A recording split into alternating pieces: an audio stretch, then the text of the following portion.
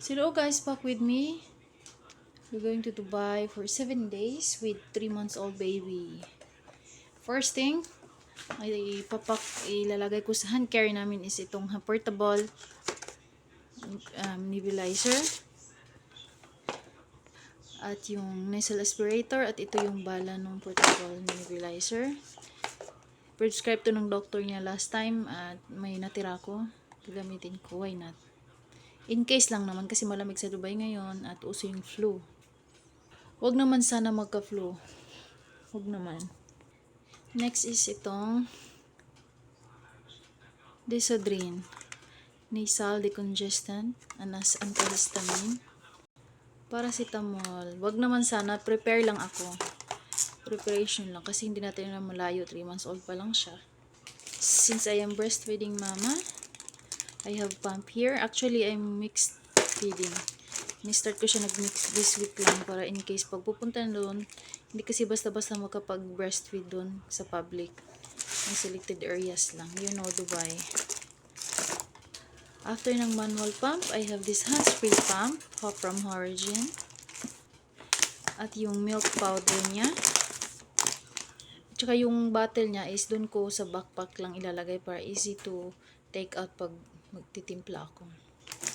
Breast pad. Kailangan ko yan. Marami. Siyempre, yung bali natin.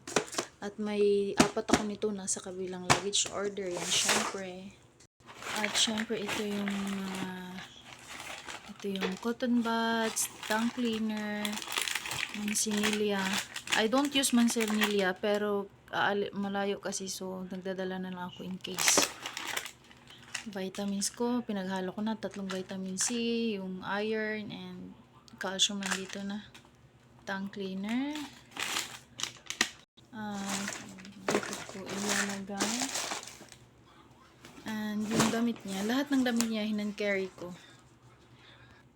May bibs, pinakamaraming bibs, yung dinala ko lahat is overall once frog suit kasi it's malamig na sa Dubai. Paggabi na sa 24 degrees. Let's close this.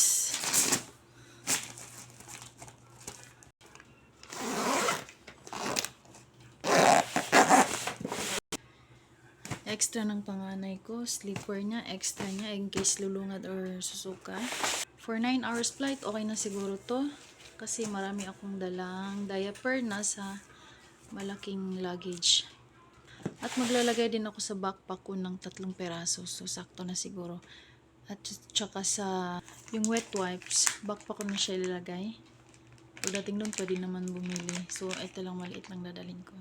So, let's close it.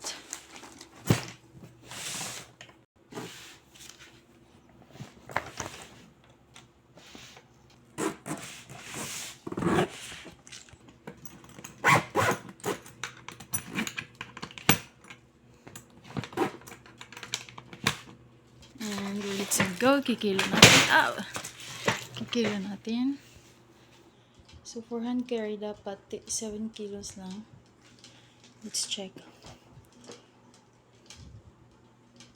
6 kilos. Okay na yan. Lifesaver to.